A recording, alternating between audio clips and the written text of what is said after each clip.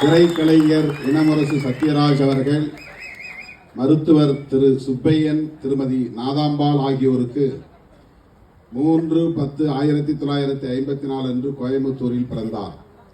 இவர் தாவரவியல் துறையில் இளம் அறிவியல் பட்டதாரி ஆவார். திரைப்படத்தில் தோன்றினார்.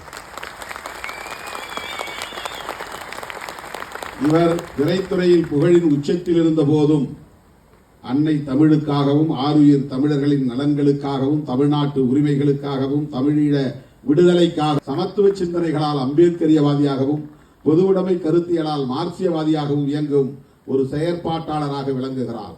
திரைப்பட வாய்ப்புகளை பற்றியவே பெரியார், எம்ஜிஆர், கலைஞர் பெயர்களிலான விருதுகள் வழங்கப்பட்டுள்ளன.